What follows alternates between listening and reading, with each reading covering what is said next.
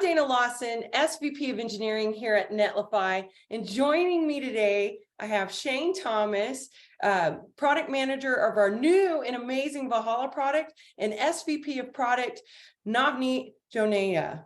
We're super excited to talk to you about how we are going to be bringing the power of Netlify and Gatsby platforms together to accelerate composable web architecture. And we're going to go through and give you some insight to who Netlify is, what we bring to the table, what Gatsby is joining with their amazing feature set, and also what the heck is this composable architecture that we're talking about anyway this day and age. So how about we just dive right in? So a little bit about Netlify. For y'all that are new to knowing who we are, Netlify was founded in 2014 in San Francisco, like many tech companies, but we are a globally represented company that is digital first with actually no home offices. We have over 290 employees worldwide and growing. I think we have people on probably every continent except Antarctica. I'm always hoping to tackle those researchers. We've raised over $212 million in funding, backed by leading global investors and VCs alike, from Bessemer to A16Z. We have 3 million plus developers and businesses choosing Netlify today and growing. Not only do we serve 10 petabytes, yes, that is 10 petabytes of monthly traffic on our global CDNs. We are also super proud about our high performance edge SLA guaranteed by an SLA backed uptime. And we're going to talk about our edge in just a moment. So who the heck is utilizing Netlify? Well, the world's development community and some of these brands that you may recognize. No longer is composable architecture just for static websites.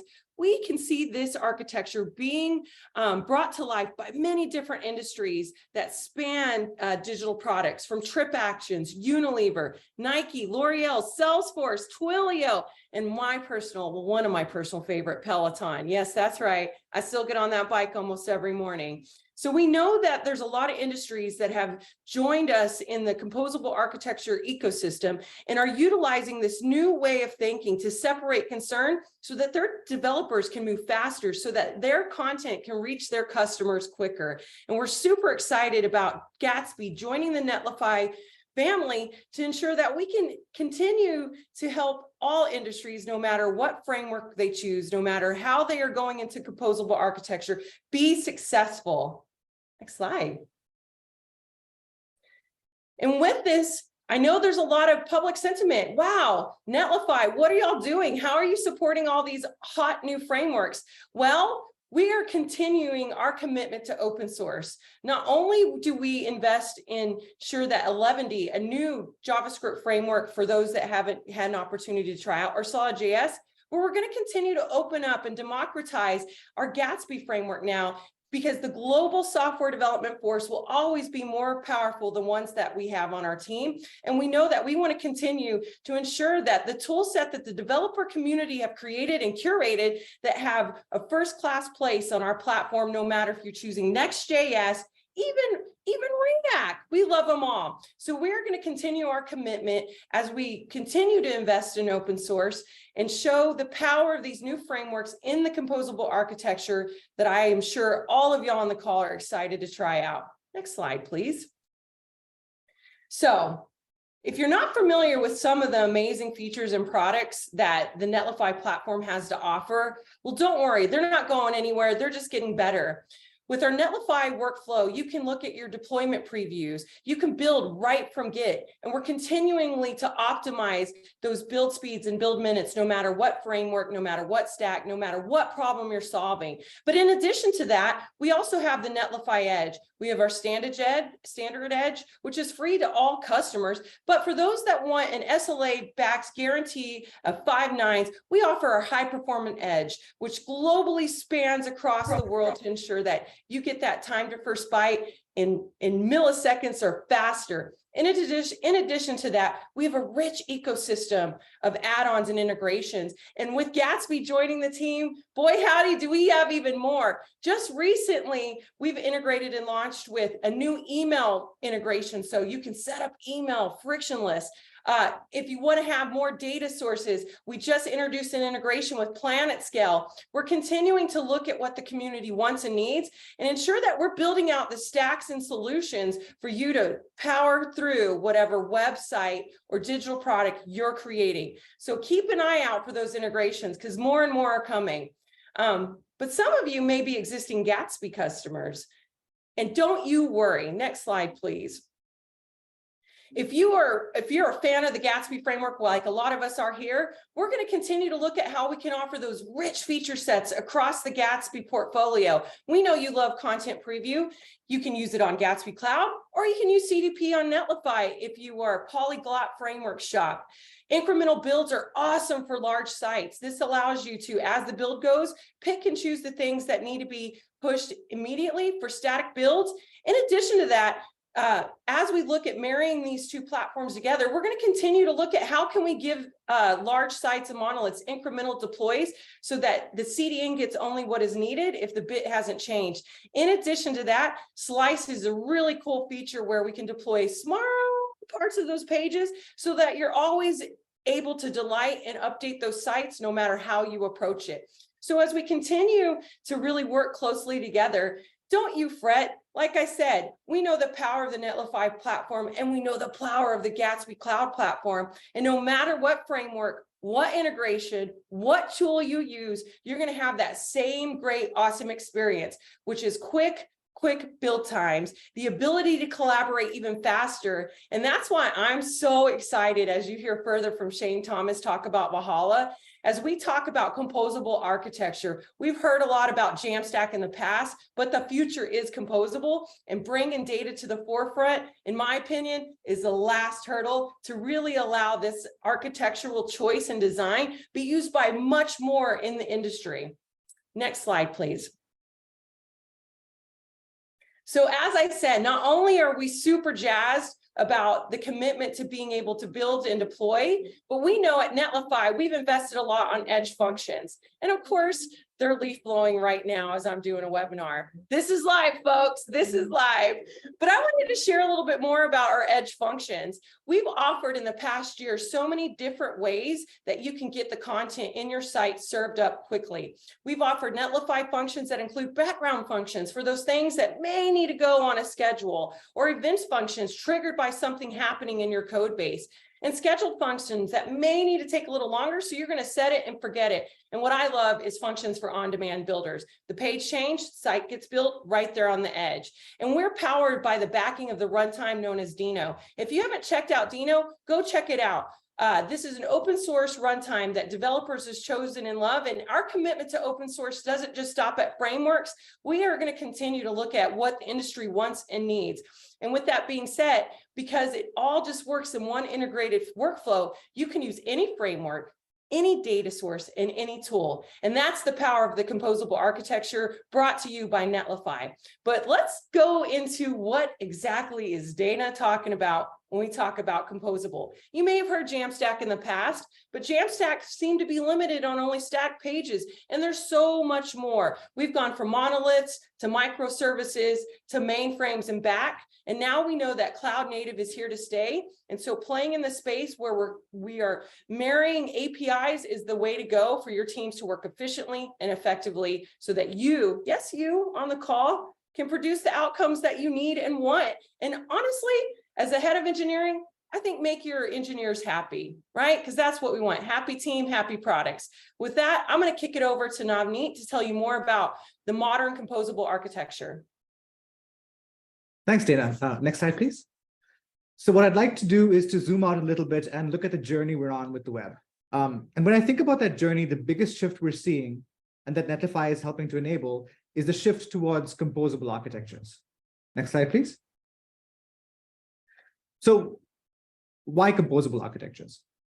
Well, let's look at the alternative, right? Monolithic architectures. The defining characteristics of these architectures, even though they may be modular in some ways, is that while you can pick and choose which parts of a given platform you adopt, it's fundamentally that you're buying the whole solution from one provider. And when we're in this world, the monolithic architecture may be great at some things, maybe mediocre at others, and maybe bad at some. And you're stuck with that. It's really hard to actually say, no, this particular part of the platform is not meeting my needs. I want to swap this out. And so often, these things were born in an era when reuse and remixing was much less of an imperative than it is today. And so it is really hard to make, multiple monoliths play nicely together and deliver an experience that your customers want. And so today, we see scalability and performance as being critical. Customers demand rapid response times. And if a page loads slowly, by some estimates, 40 to 60% will go away and the majority will never return. And so scalability and performance are critical, but these monoliths are hard to scale. And often they're hard to make work with modern web approaches, reactive sites, omni-channel experiences, and so on. So these monoliths try to solve the whole problem, the whole experience problem, and tend to be very expensive because they're doing all these things. And because it's so tied together, even if they're modular, you're pretty locked in, right? It's hard to say, I'll use this platform for the things it's great at, but I want to swap something different for, say, personalization or search. And that's where composable architectures come in. They're solutions that bring together the building blocks to solve specific problems well. So you can choose the best of breed components, you can reuse and remix freely because that's how they're designed with APIs. Because they're typically not tied to the presentation layer, you can scale your site as much as possible or as quickly as possible and as much as you need. And you can take advantage of the Jamstack to get pretty much infinite scaling and high performance. And we'll talk a bit about how some of our customers have done that in a bit. And the best part about this whole thing is these solutions typically cost less and the cost scales with value. And all this means you can move faster and the lock-in aspect that limits agility is very much reduced. Next slide, please. And so that's why we're actually seeing more and more organizations turning to composable architectures. 70% of organizations apparently are looking to do this now, this year, not in some distant future. And Gartner says the results are dramatic. Organizations going this route can expect to outpace the competition in terms of speed of implementing new features by up to 80%. Next slide, please. And so for all these reasons, the MARC Alliance, which is an industry group that helps customers and vendors move towards approaches that are microservices-based, API-first, cloud-native SaaS, and headless, so MARC, in other words, making them composable, where every component is pluggable, scalable, replaceable, and can be continuously improved through agile development to ensure they meet evolving business requirements. And they found that 79% of enterprises they talk to are on this journey already. Next slide, please. So let's look a bit more closely at that journey. So as I mentioned, the first impetus for customers with monolithic architectures to change tends to be issues around scalability and performance, particularly as what people demand in terms of responsiveness, reactivity, interactivity, and frankly, just exciting experiences, continues to go up a notch.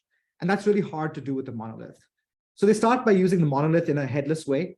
They build a modern front end on top of them, and the Jamstack is the route that they took to make that possible. But the Jamstack is also key to the next transformation that they will go through, and that some are already leapfrogging directly to, which is composable architectures. As organizations look to become more agile, use best-of-breed technologies, move faster, that is the inevitable destination. And that's the journey that Netlify has helped our customers embark on with real benefits. Next slide, please. Okay, so hopefully by now, the reasons why composable architectures are the direction everyone is going in is clear. So that brings me now to why I'm particularly excited about bringing together Netlify and Gatsby. So I want to talk about the composition platform.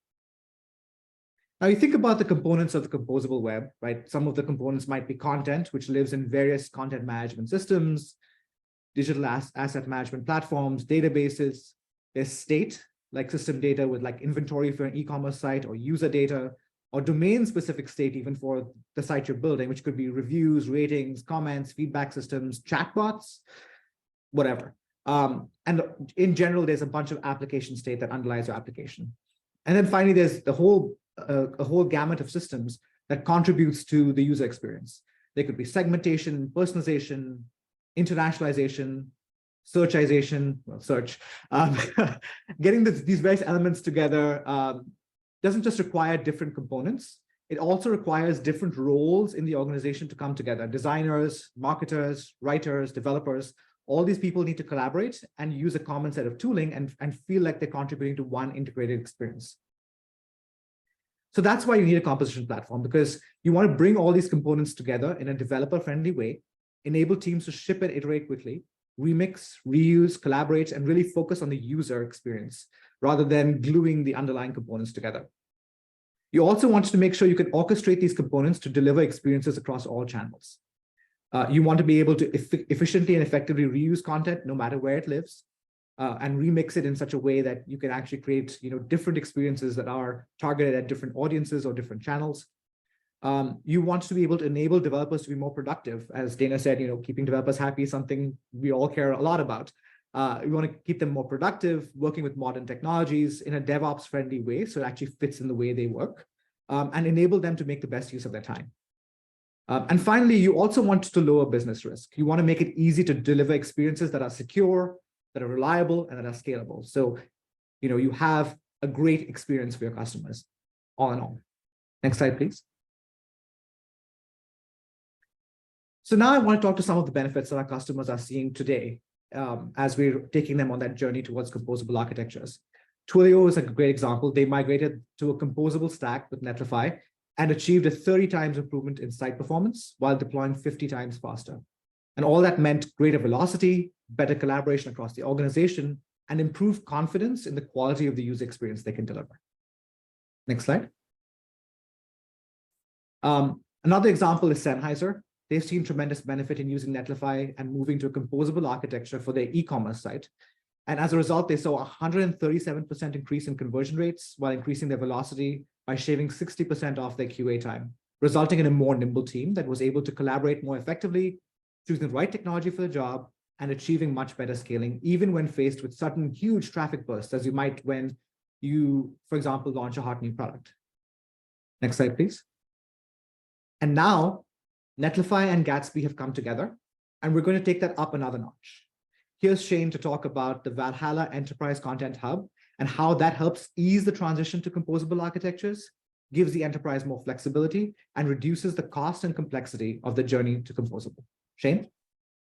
Thanks, Navneet. And yeah, if you want to move to the next slide, I think the important thing here is we look at Valhalla as a piece of the puzzle, because really moving to composable architectures, while it provides a ton of benefit, there's still some decisions you have to make, and it feels like you're picking from a lot of different things, and the migration path to get to composable is sometimes still more difficult than it needs to be.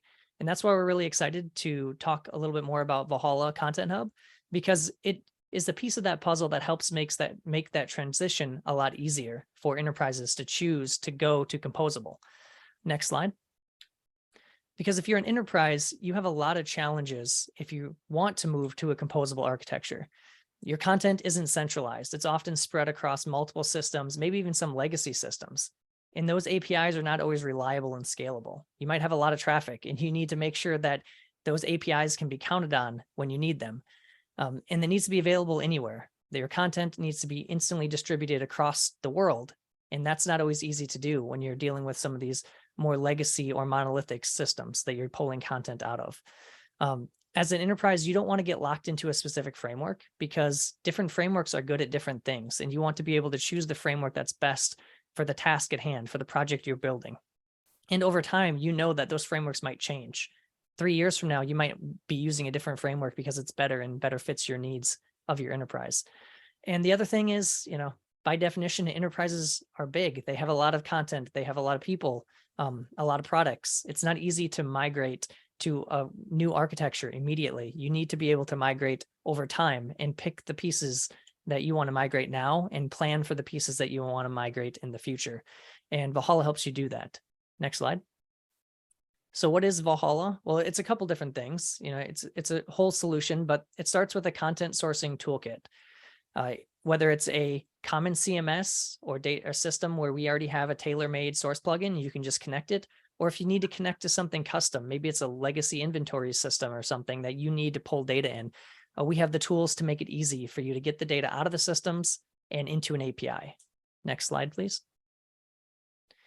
And as I mentioned, you pull the data, you source the data through, and then you have this unified GraphQL API, which allows you to unify all your content into one place. So your API is fault tolerant, it's edge ready, It's all available instantly. So when you need that data, wherever you need it, you know it's the API you can count on.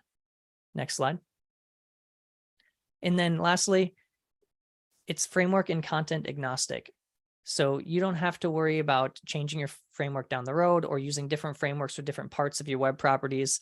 You can consolidate on Valhalla for your content and then choose the framework and tools that you need to make sure that you're presenting your content in a way that your users, your customers want. So you're never locked into a specific choice. Next slide. And so what you end up with is this. You can source data from anywhere. It's very easy to source data from your popular CMSs like Contentful, WordPress, Shopify, Drupal, but also your custom like inventory systems or wherever else you might be pulling data that needs to be displayed somewhere. You persist that data in an edge database, and through GraphQL, you can use that data anywhere, whether it's a website, a mobile app, or, who knows, maybe even a smart fridge. Wherever else you need that data, it's available and it can be used all through GraphQL. Next slide. And so it's helpful to look at what some of the people we've been talking to are saying about Valhalla. So David Dish is the director of technology at Desirel, and Desirel works with really large teams to move them over to composable architectures. And David said, Valhalla allows our team to connect multiple CMS or e-commerce systems and then gives us an API to use that data however we want. We can use this content in a front-end framework like Gatsby, and then again in a mobile framework like React Native, all while using the same GraphQL queries and React components. So it's really helping David and their customers choose a more composable architecture for their projects. Next slide. And then Mark Shropshire is the Senior Director of Development at MediaCurrent, and they're an open source product development company, and they also work with very large clients, typically moving from monolithic CMSs like Drupal and WordPress. And Mark says it makes it an easy fix knowing that regardless of which content management system or even which front-end framework we're using, Valhalla will help our team scale the headless web without compromises. Next slide. And then it's good to look at how are some of our potential customers really talking about how they want to use Valhalla as we've been working with them over time. And we work with a large university, and a web products director at that university said, we want to start talking to some partners at the university about using Valhalla to fetch their content. Ultimately, I'd like to be able to get to a place where we can document API instructions to our partnering developers. Because this large university has a lot of content, and that content needs to be used in different places across campus. And Valhalla is really a perfect fit for what they're trying to do, to be able to really disseminate that content to wherever it's needed across their campus so it can be used in whatever applications they might need to use it in. Next slide. And so if you think about the possible use cases of Valhalla, there's really a few. The first is this monolithic migration. You're coming from Drupal or WordPress or some other monolithic system, and you want to start the process. You know you can't make it the move to composable completely overnight, but you want to start with the pieces that you can manage. Move your content into Valhalla, choose a framework, maybe migrate part of your web properties or even a small part of a website over time. And so you can really make that monolithic migration at the speed that you and your enterprise or your organization are ready to do that. Next slide. And then also, there's a really great use case for Valhalla for connecting commerce with content. You have a great e-commerce systems like Shopify, BigCommerce, or any of those other e-commerce systems that you might want to use, but you might want to use a different CMS. You might have content somewhere else, like in Contentful or Sanity. And now you can seamlessly integrate those two systems, use a single framework to consolidate those systems into one great web experience. So rather than writing a whole bunch of glue code within the framework that kind of locks you into having to use that framework forever, you don't need to worry about writing that glue code. You connect it into Valhalla and you use the front-end framework of your choice to display that content. Next slide. And last, Valhalla is really great for content-heavy websites. If you are a very large organization, you have a lot of content, it's often difficult to choose a composable architecture because you're worried about, how does this work with my content editors? How does this work with having thousands of pages? I need to make sure this scales and this we're not bogged down by really long build times for static pages. And Valhalla is built on top of Gatsby's incremental builds and CMS preview engine, and all those things that help make Gatsby great are baked into the underlying pieces of Valhalla. So it allows you to scale to very large content sites. So if you have 100,000 pages, it's not a problem. You can still build in seconds, not minutes or hours. And then next slide. And with that, I will turn it back over to Navneet to kind of close it out for us. So thank you, folks. So that in a nutshell is the journey we're on, enabling our customers to be more productive and to meet their business needs faster using composable web architectures. And that's why we're super excited to have the power of Netlify and Gatsby come together to enable that next step of the journey. So with that, I guess we'll turn over to Q&A. Yeah, let's do it. How about I just, shell these out to you all, well, and myself included, if I have a good answer, but, I'm talking with the product team. They sometimes know more than engineering. I love y'all. We got a question coming from Stephen. Would a single platform with a robust plugin extension system, maybe Shopify or WordPress, be considered composable since you have access to best of breed plugins in that system? If not, why not? Navneet, I'd love to hear your thoughts here. I got thoughts on this, but let's hear it from you first, man. Yeah, so I think there's a difference between, to me, Shopify is a great example of a wonderful composable component. It is not a composable platform. It is not a composition platform, right? So it is a wonderful API first. Many people use it in a headless mode. That's exactly the example of a great composable component. WordPress is interesting because I feel like WordPress is an example of another platform that has grown and evolved over time and has enabled people to do more and more things with it, but it's still fundamentally a monolith that you can plug things into rather than a composition platform. Dana? Yeah, I would agree. I think it is to some degree, but really the delta is going from idea all the way to edge and having the entire flywheel be available. I mean, composable microservices, monolithic, all architectures have a little bit of a different definition depending upon how you apply it to what you're building. So I'd say yes and no, and it's really what problem you're trying to solve. If you need something that is e-commerce centric and you don't have a lot of needs for flexibility and extensibility, then a platform like that where it's all baked in, that might be a good solution for you. But if you have a lot of different use cases or data needs, or you're transitioning from one architecture to another, you may want to look at a more robust composable provider. And so that's the way we kind of approach it. So with that being said, we got a question coming in from Adam, and this is going to hit you, Shane. Does Valhalla Content Hub support mutations as well as queries? Example for e-commerce. I think you touched on this briefly, but maybe you can share some more insight. Yeah, so today Valhalla should really be seen as a cached content layer. So it currently doesn't support mutations. But Adam, I think you brought up a really good point about something that we've been talking about for a long time. So while today it doesn't, you really, in order to pair content and commerce together, you really need that one API experience. So you don't have to write glue code to a bunch of different API systems. So I would just say stay tuned. You heard it here, folks. Stay tuned. This is just the beginning. And I'm already excited about some stuff coming, but I'm not going to spill the beans yet. All right, y'all. Looks like we got a few more coming. Oh, of course, it's a timeline question. Is there any timeline for an equivalent preview experience on Netlify to the near instant preview experience offered by Gatsby Cloud? Navneet, you want to take this one? Absolutely. So that is exactly the kinds of things we're super excited about, is bringing the things that Gatsby Cloud did really well to all Netlify customers. And so that's certainly something that we're looking at doing. You got it. I mean, we have our content deployed previews, and we know that works for some use cases. And the Gatsby preview, y'all, it's hot. We want to make sure that you get those previews in your hands as soon as possible. And this is what my team's doing behind the scenes. No matter if you chose Gatsby Cloud, Netlify Cloud, we're going to ensure you have a great experience and marry together the features that matter most and give you what you need to be successful. So don't you worry if you're on one system or the other. We're going to make it seamless, and we're going to unify those features. No matter if they're small site or large sites, because I know, a lot of people choose Gatsby because the ability to really serve and maintain large sites. And that's another reason why we love them. And we love this framework, because we know that use case is definitely one for larger enterprises. And this is one that Shane and the product team on our Gatsby side have been thinking about for such a long time. And getting that insight and knowledge is just going to make us a better provider to you all. What is Valhalla Content Hub release timeline for Netlify users? Man, y'all want it. I want it too.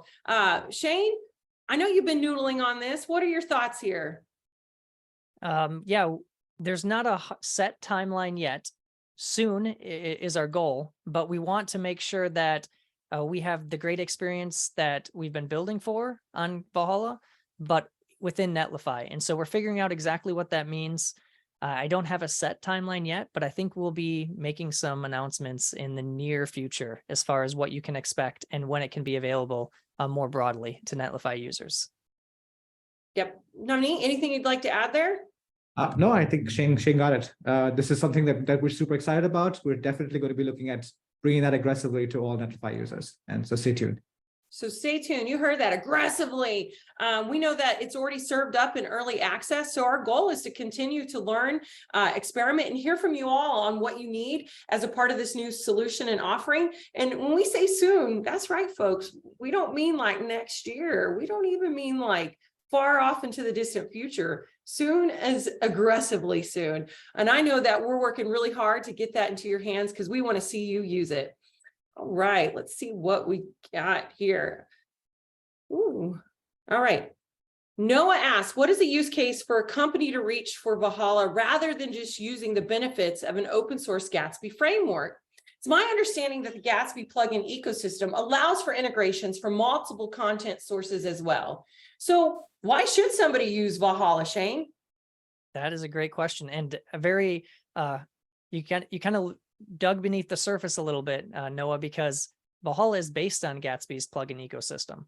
So a lot of what powers Valhalla is exactly what powers Gatsby's data layer. When we were really thinking about Valhalla, we decided let's look at the best parts of Gatsby, and one of the best parts we thought was the data layer, the source plugin ecosystem, and how do we expose that as a product on its own? Because what we've learned over time is that Gatsby's data layer is great in and of itself, but there are use cases where you might not want to choose Gatsby for the framework.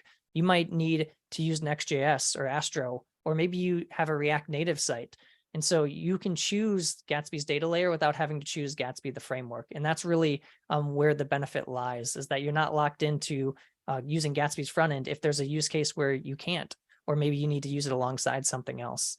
And so with the way that the open source product is built, you can't really use the data layer outside of Gatsby.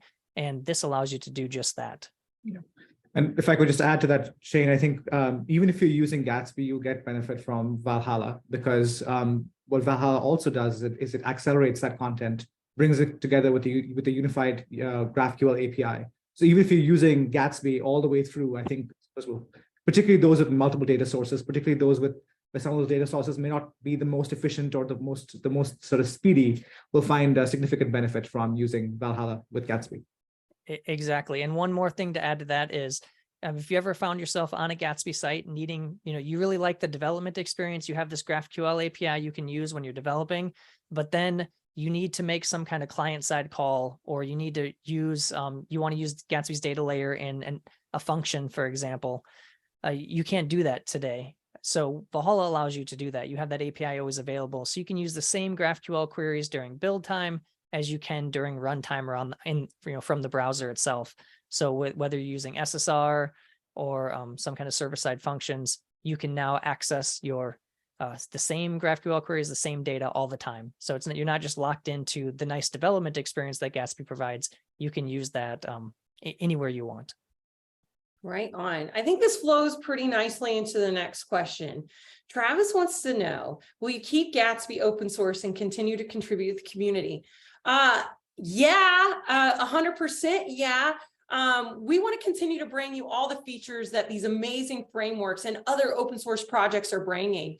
And we're going to continue and probably go even a little bit harder of getting the community involved and helping us, continue to flourish the Gatsby framework for these use cases. So we are deeply committed to ensuring that the frameworks that we integrate with, not only do we make our integrations work, but that we're contributing on docs, bugs, that we're being players in the upstream community to ensure that the global team of software developments can make this technology even better. So we are deeply connected and committed to democratizing open source and participating in the community and being good players and stewards of this technology. And I'm excited about bringing this insight into Netlify. We got a lot of great people coming in from Gatsby that are committed to really ensuring that we're giving the best to the community, no matter what framework they choose. But if they choose Gatsby, we want to have you come and participate with us.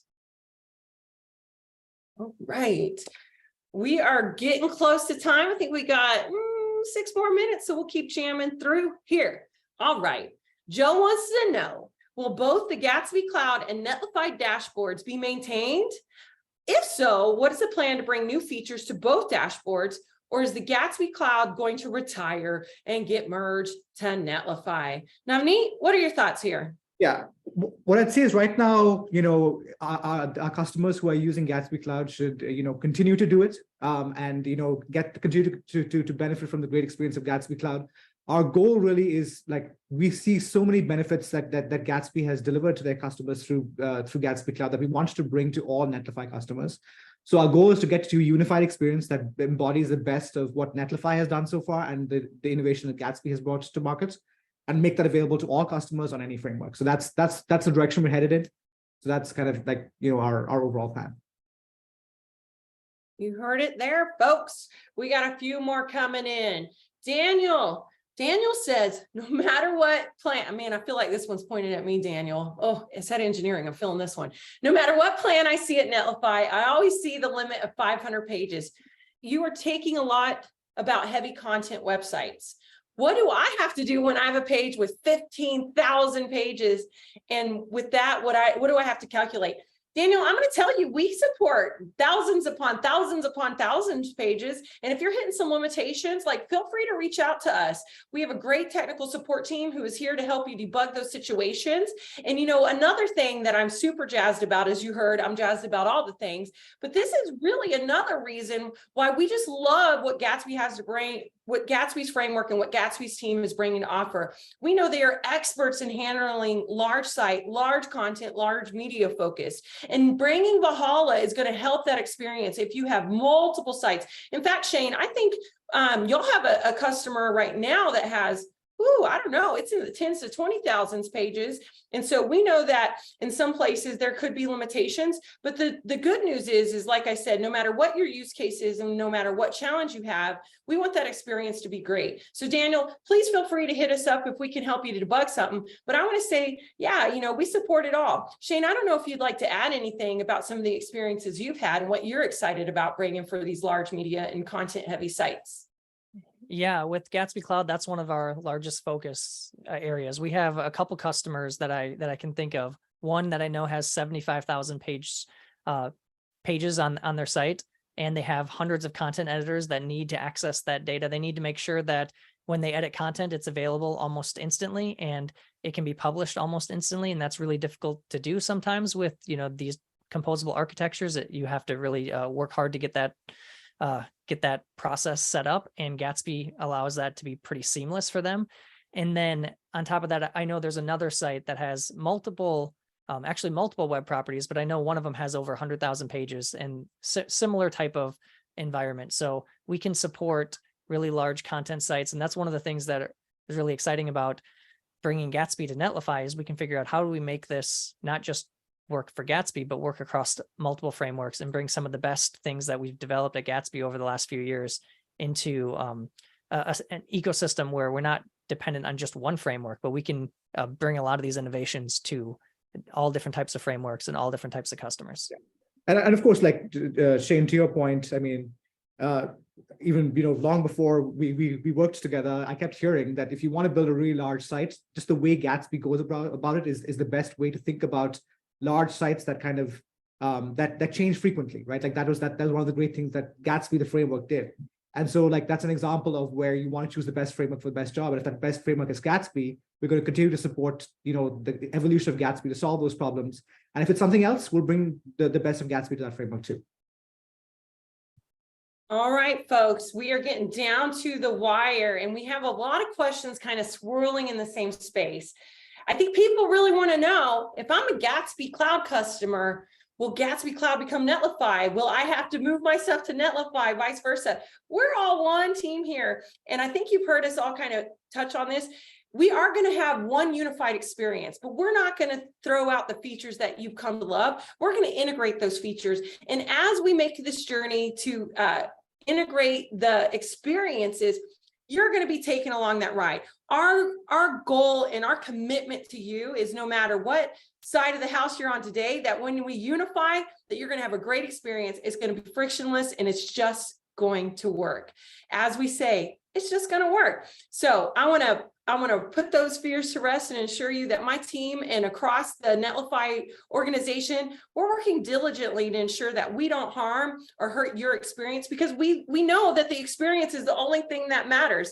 So yes, it will be unified and it will be amazing. And we're going to bring you the best of both worlds. And if you're concerned, once again, come on, hit us up. We're available. Reach out. I know y'all know how to use Twitter and Slack and DMs and support and email. If you don't, well, now you do. So please don't be shy and come in and let us know what we can do to serve you better. All right, folks, we have 2 minutes. And Terry, if you could pop that QR code, that would be great. I know that I just said hit us up, but now we're going to make it even easier. You can go to netlify.com and you can reach out to us and let us know your thoughts, concerns, and hopes for tomorrow as we embrace composable architecture. With that being said, I'll take one more question. So people, hit that upvote right now. And the one that gets the most, we will answer it and wrap this baby up. All right, it's coming. I'm watching. Oh. There you go. All right, final question brought to us by Alex. I think it's interesting that Gatsby is working to decouple the data layer from the Gatsby framework. What does that mean for the framework? Shane, you want to take that one?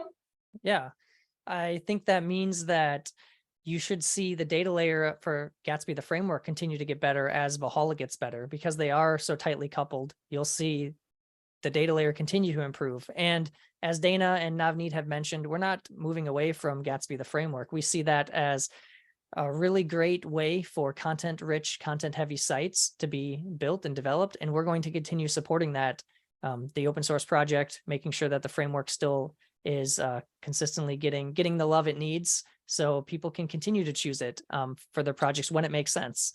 And yeah, I think that hopefully that answers the question, but hopefully you feel confident that the Gatsby framework isn't going anywhere. The data layer and Gatsby itself is going to continue to improve throughout the future. Yeah, and if I may add to that, Shane, like some of you know that we have, a very active open source team, and the Gatsby framework developers have joined that team. And so they're going to both benefit from sitting within that broader team that thinks about a bunch of different frameworks, but also bring their own expertise to bear on other frameworks as well. So we continue to believe in, invest in, and develop in open source for all frameworks, and we'll continue to evolve Gatsby in the days and months and years ahead. You better dang believe it. And I think that's what's so exciting, is being able to bring this data layer. So no matter what framework you choose or use, or what's hot on Hacker News, we want to bring it to all the things that the community want and need. Because we know that no matter what you choose as you go into this new foray into composable architecture, that you need your data, that you need the ability to collaborate, and you need the ability to change your mind as tech improves and grows. And we want to continue to bring that agnostic platform, but in an opinionated way, so that you can get the outcomes that you want fast. So, our commitment to open source remains, our commitment to ensuring that we give the feature sets no matter what framework you choose or multiple frameworks you have in your environment, and we're going to continue to bring it. With that being said, we're 1 minute over. I'm glad you like my excitement. I like yours. We're going to drop this call, and if you're a developer, get back to coding, and I'll see you out there on the internet. Thank you for joining us, and have a good one. Bye.